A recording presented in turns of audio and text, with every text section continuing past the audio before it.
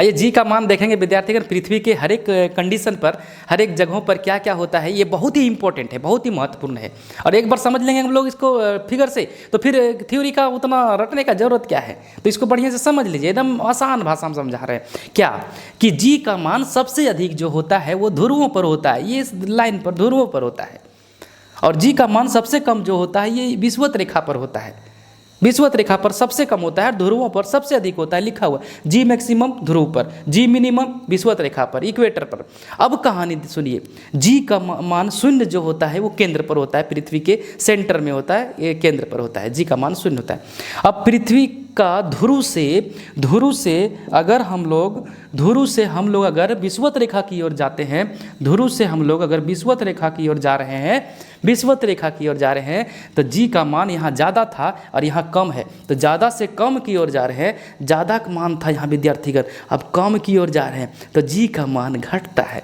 तो जी का मान यहाँ पर विद्यार्थीगण, जी का मान जो है वो घटता है, जी का मान घटता है, जी का मान घटता है।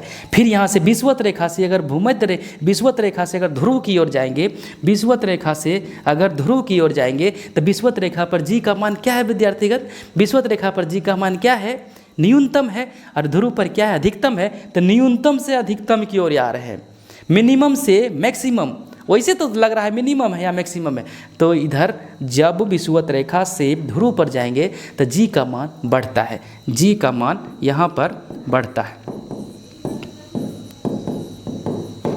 है, जी का मान बढ़ता है।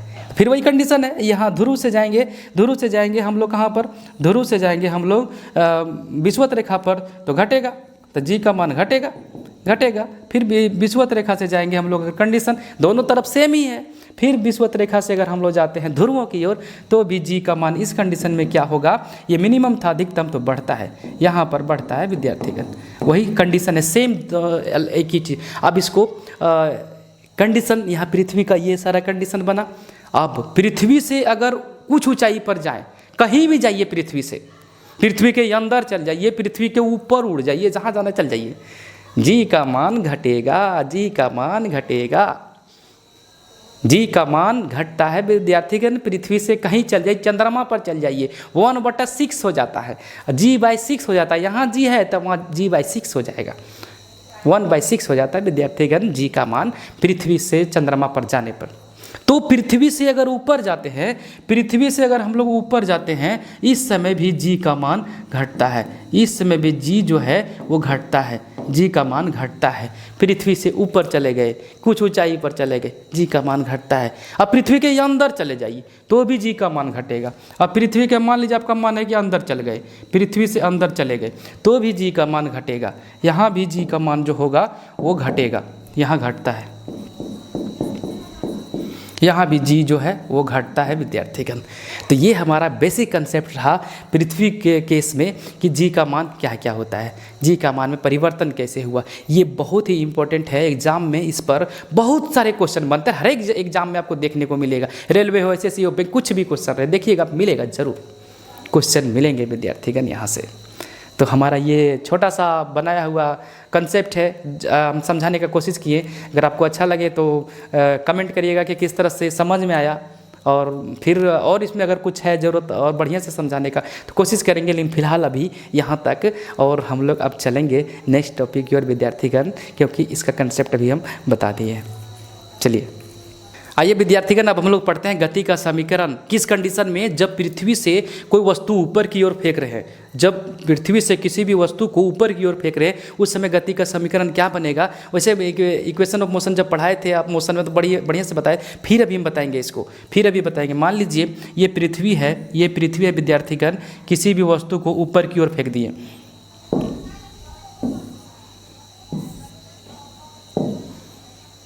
मान लीजिए ये पृथ्वी है विद्यार्थीगण, ये पृथ्वी है, और यहाँ से हम किसी भी वस्तु को ऊपर की ओर फेंक दिए, ऊपर की ओर एक वस्तु को हम फेंक दिए, वस्तु को ऊपर की ओर फेंक दिए, वस्तु जा रहा है ऊपर, वस्तु को ऊपर की ओर फेंक रहे, वस्तु जा रहा है ऊपर, तो अब हमारा जी जो किधर लगेगा, नीचे, जी किधर लगेगा, नीचे लगेगा, माइनस में लगेगा, नीचे खींचेगा माइनस की ओर। इस समय गति का जो समीकरण बनेगा पहला, v बराबर u माइनस जी टी होता है, v बराबर u प्लस ए टी, गति का समीकरण होता है v बराबर u प्लस ए टी, लेकिन यहाँ ये के जगह में g आएगा और नीचे की ओर लग रहा है तो u माइनस जी टी।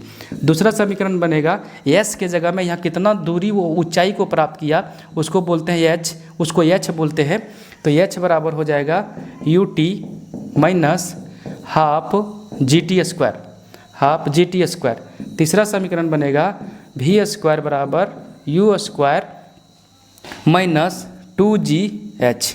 ये तीन समीकरण विद्यार्थीगण गुरुत्वाकर्षण के विरुद्ध में, गुरुत्वाकर्षण के विपरीत में अगर कोई वस्तु फेंका जाए उस कंडीशन में बनेगा। ये इम्पोर्टेंट है, अभी मिलेगा देखने को न्यूमेरिकल में इसका।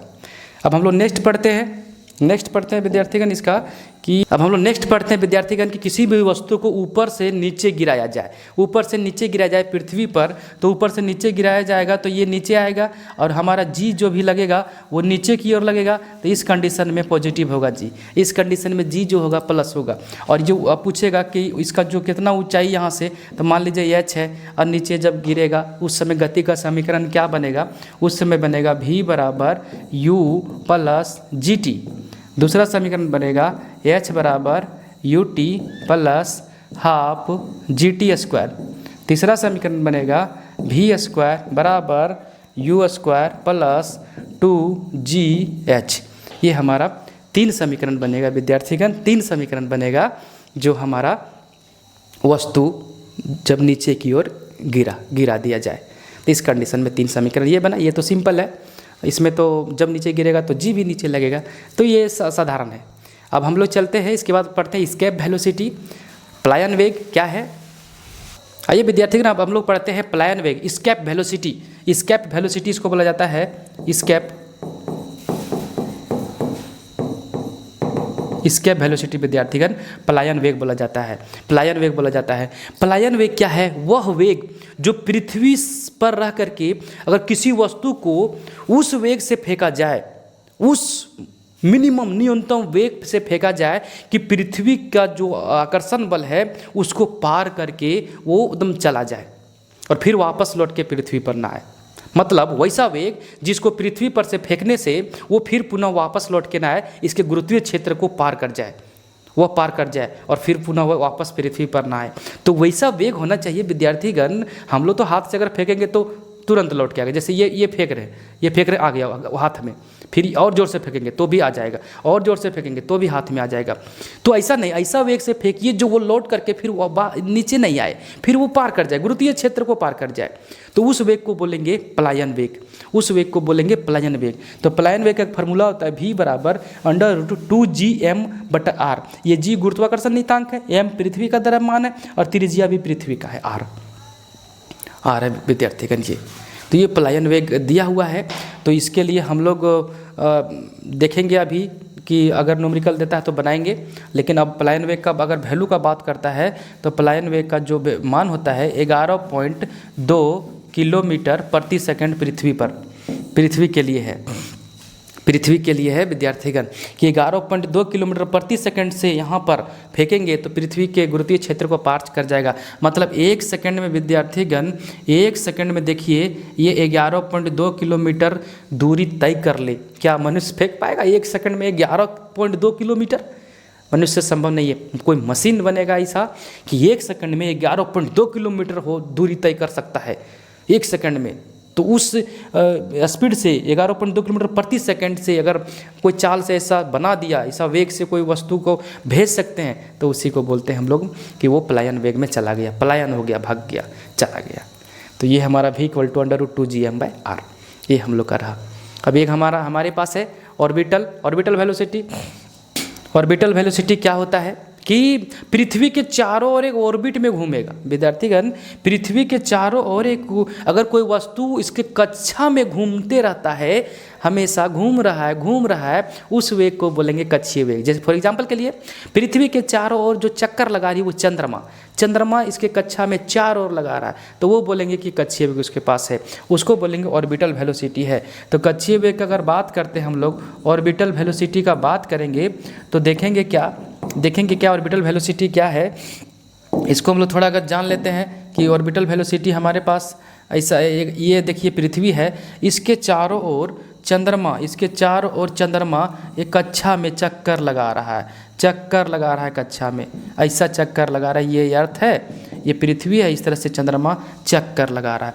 तो इसके पास जो वेग होगा जो कक्षा में घूम रहा है उसको बोलते हैं ऑर्बिटल वेलोसिटी। और इसका जो मान होता है ऑर्बिटल वेलोसिटी को VO से सूचित करते हैं विद्यार्थीगण, VO से। और इसका जो मान होगा हम लोग का वो हो जाएगा √GM/r। इसका जो सूत्र निकल के आता है GM/r। ये G हो गया गुरुत्वाकर्षण नियतांक, M हो गया पृथ्वी का द्रव्यमान, R हो गया पृथ्वी की त्रिज्या। तो ये हमारा हो गया कक्षीय वेग, ये हमारा हो गया ऑर्बिटल वेलोसिटी। अब दोनों में संबंध देखते थोड़ा सा। आइए पढ़ते हैं विद्यार्थीगण पलायन वेग तथा कक्षीय वेग में संबंध। तो पलायन वेग हम लोग अभी पढ़े थे, V बराबर हो जो होता है √2GM/r। और कक्षीय वेग जो पढ़े हम लोग भी वो इसको डिनोट करते हैं अपॉन R, GM/r। तो हम लोग भी पढ़ रहे हैं इसको। तो दोनों में जो रिलेशन निकल के आएगा VE, देखिएगा V जो है वो ये ऑर्बिटल वेग के तुलना में ये √2 गुना ज़्यादा है। तो VE अगर बात करता है इसके वेलोसिटी का तो ये हो जाएगा √2 VO। अभी इसका हम लोग थ्योरी जानकारी ले लिए गुरुत्वाकर्षण का। अब हम लोग इसका ऑब्जेक्टिव और न्यूमेरिकल दोनों साथ में लेके चलते हैं।